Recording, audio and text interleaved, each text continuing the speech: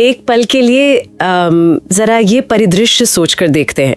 Phone की screen पर चमकने वाला एक छोटा सा नोटिफिकेशन, भले उसे इग्नोर ही क्यों ना कर दिया जाए, वो हमारे दिमाग की आधी ऊर्जा सोख लेता है। बिल्कुल, आधी से ज्यादा ऊर्जा कहूंगा मैं। हाँ, मतलब आज के समय में हम सब एक ऐसी भयानक बीमारी का शिकार है जिसके कोई शारीरिक लक्षण बाहर से दिखते ही नहीं है। सही बात है, कोई खांसी नहीं होती, कोई बुखार नहीं होता। बिल्कुल, लेकिन ये अंदर ही अंदर हमारे दिमाग को बहुत सुस्त, आलसी और मेरा मतलब है बेहद कमजोर बना रही है।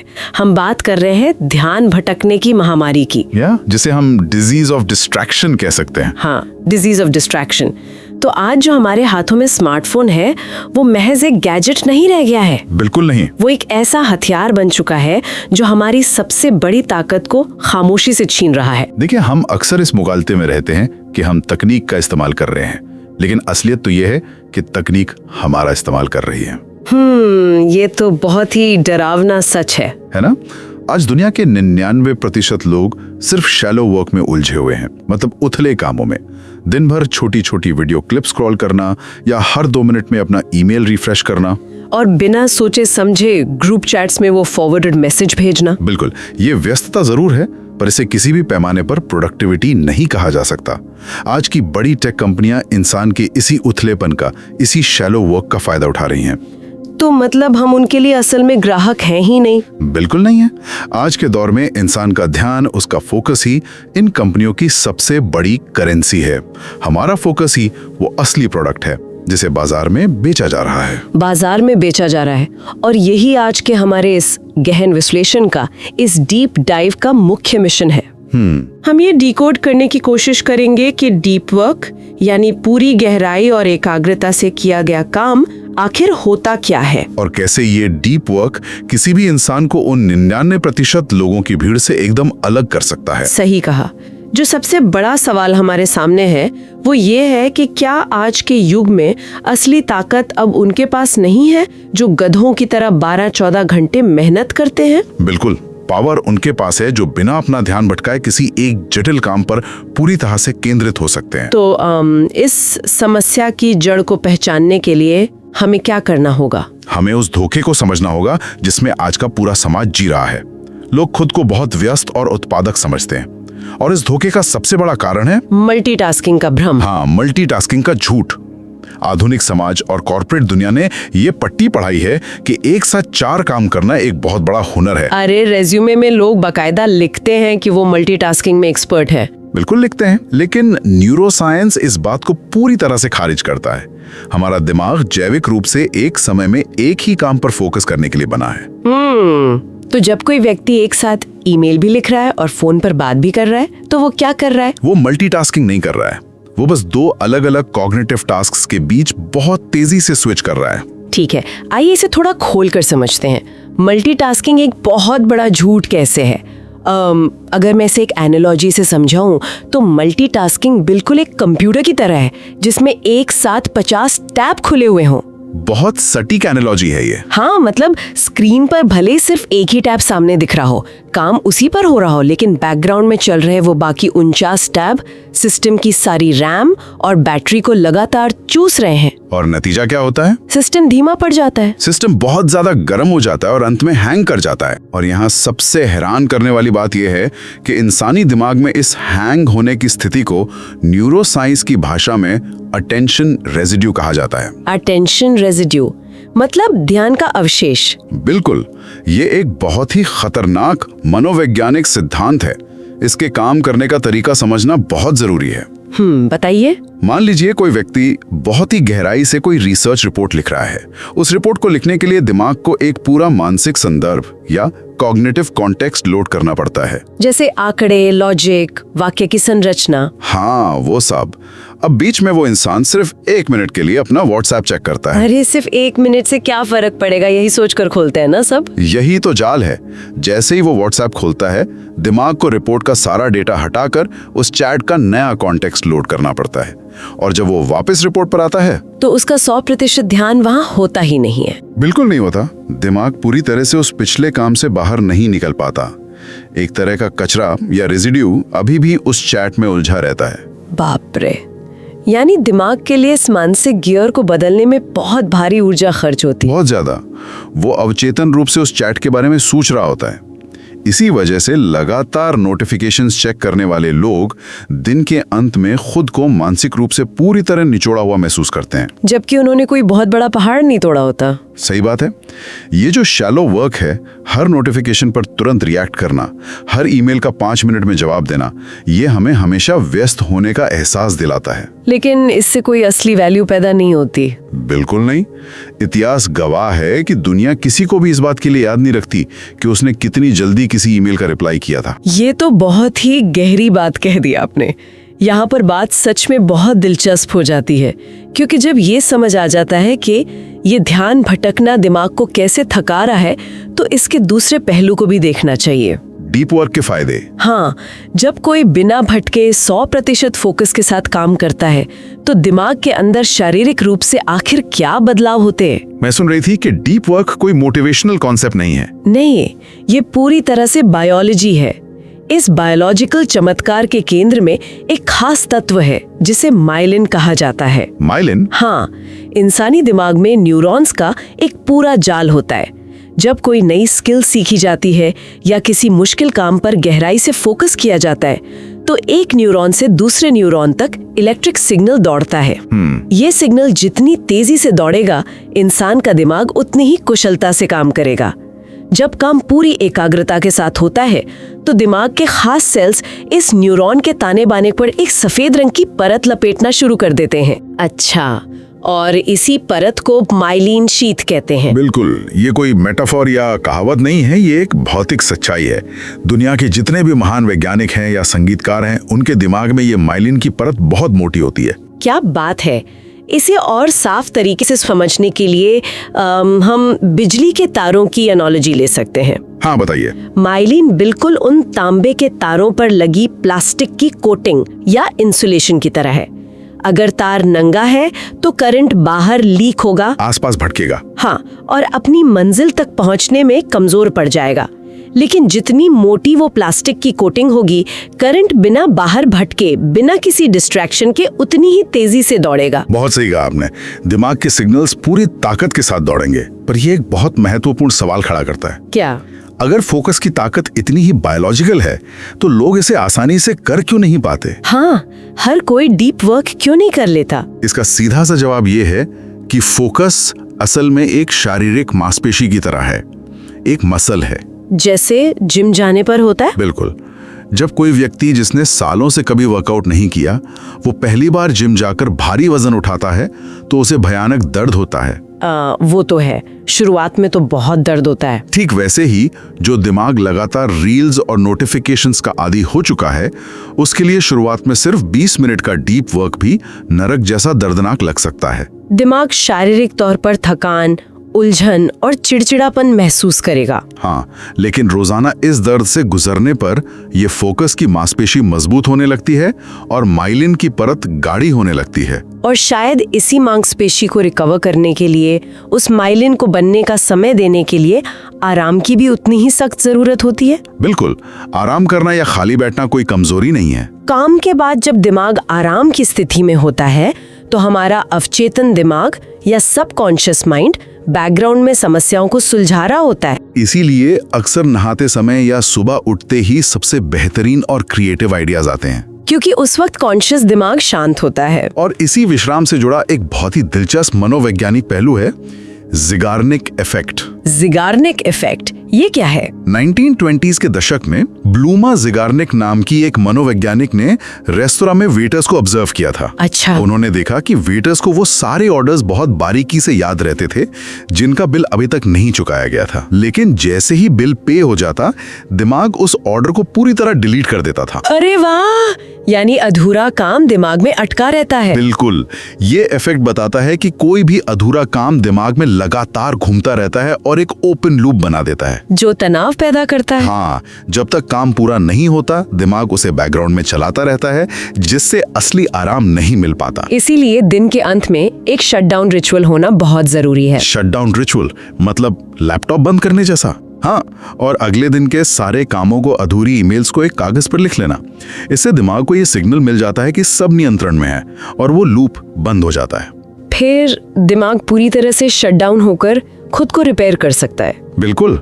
चलिए, बायोलॉजी और ये ज़िगाने के इफेक्ट तो पूरी तरह समझ आ गया, लेकिन अब समय है इस सवाल पर आने का कि इसे रोजमर्रा की जिंदगी में लागू कैसे किया जाए। गहरे फोकस को हासिल करने के लिए मुख्य रूप से 4 अलग-अलग फिलॉसफीज हैं। हाँ, मैंने भी पढ़ा है इसके बारे में। पहला है मोनास्टिक, यानी एक सन्यासी की तरह पूरी दुनिया से कट जाना, जैसे बिल गेट्स अपने थिंक वीक्स के दौरान करते थे। हाँ, जहाँ वो साल में 2 बार किसी एकांत कैबिन में चले जाते थे जहाँ कोई इंटरनेट नहीं होता था। दूसरा है बाई मॉडल, यानी कुछ दिन सामान्य जीवन जीना और कुछ दिन पूरी तरह से एक टावर में खुद को लॉक कर लेना। कार्ल जंग की तरह उन्होंने पत्थर का एक असली टावर बनवाया था ना। हाँ, स्विट्जरलैंड में, जहाँ ना बिजली थी ना कोई सुविधा, सिर्फ गहरी शांति थी। और तीसरा तरीका क्या है? तीसरा है रिदमिक तरीका, जहाँ रोज एक तय समय पर काम किया जाता है, जैसे रोज सुबह 5 बजे से 7 बजे तक सिर्फ डीप वर्क करना। और चौथा है जर्नलिस्टिक अप्रोच, पत्रकार की तरह। हाँ, जिसमें जब भी दिन में कहीं भी 1 घंटा मिलता है, इंसान तुरंत डीप वर्क की अवस्था में स्विच कर जाता है। पर सच बताइए, क्या ये सब थोड़ा किताबी नहीं लगता? मतलब कार्ल जंग एक पत्थर के टावर में बंद हो गए, बिल गेट्स जंगल के कैबिन में चले गए। मैं समझ रहा हूँ आप क्या कह रही हैं। ये तो अरबपति और महान विचारक हैं जिनके पास असीमित संसाधन थे। हम जैसे सामान्य लोग, जिन्हें रोज सुबह उठकर ऑफिस जाना है, बॉस को रिपोर्ट करना है, परिवार है, वो दुनिया से ऐसे कैसे कट सकते हैं? बिल्कुल, हर कोई ऐसा नहीं कर सकता। क्या ये जो रिदमिक तरीका आपने बताया, वही ज्यादातर आम इंसानों के लिए एकमात्र प्रैक्टिकल रास्ता नहीं है? देखिए, अगर हम इसे बड़ी तस्वीर से जोड़कर देखें तो आपका ये संदेह बिल्कुल जायज है। ज्यादातर कामकाजी लोगों के लिए रिदमिक तरीका ही सबसे बेहतरीन काम करता है, क्योंकि एक अनुशासन बना देता है। हाँ, एक लय बना देता है।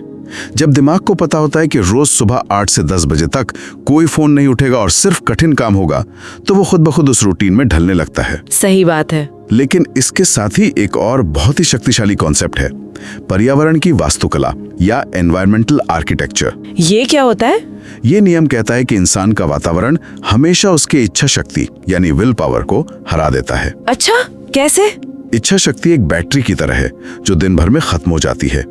अगर आपकी काम करने की टेबल पर फोन रखा है तो उसे उठाने की तलब अंततः जीत ही जाएगी। ओह बिल्कुल, हाथ अपने आप फोन की तरफ चला जाता है। इसीलिए काम की जगह को एक मंदिर की तरह पवित्र बनाना पड़ता है, जहां ध्यान भटकाने वाली कोई चीज मौजूद ही ना हो। और जहां तक वो बिल गेट्स या कार्ल जंग के टावर की बात है, वो हमें एक और दिलचस्प बात सिखाते हैं जिसे ग्रैंड जेस्चर कहा जा सकता है, एक बड़ा दाव खेलना। जैसे जेके रोलिंग का उदाहरण है। हाँ, जब वो हैरी पॉटर की आखिरी किताब लिख रही थी तो डिस्ट्रैक्शन से बचने के लिए उन्होंने एक बेहद महंगे होटल का सूट बुक कर लिया था। बिल्कुल, जब किसी काम के लिए भारी पैसा या ऊर्जा का एक बड़ा दाव लगाया जाता है तो दिमाग पर फोकस करने का एक दबाव बनता है कि भाई इतना पैसा खर्च किया है, अब तो काम करना ही पड़ेगा। सही कहा, ये चाल हमारे आलस को हराने में अचूक साबित होती है। लेकिन एक बड़ा विरोधाभास ये भी है कि सही तरीका अपना लेने और एक शांत माहौल चुनने के बाद भी लोग डीप वर्क करने में फेल क्यों हो जाते हैं? इसका कारण यह है कि आधुनिक इंसानों का दिमाग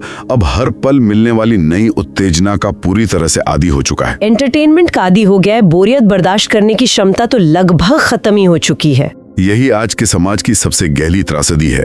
लोगों को हर 5 मिनट में कोई नया डोपामीन हिट चाहिए। डीप वर्क करने के लिए पहली शर्त यह है कि दिमाग को बोर होने की आदत डालनी होगी। जब कोई व्यक्ति बैंक की लाइन में खड़ा हो या ट्रैफिक सिग्नल पर रुका हो तो उसे फोन निकालने की तलब को रोकना होगा।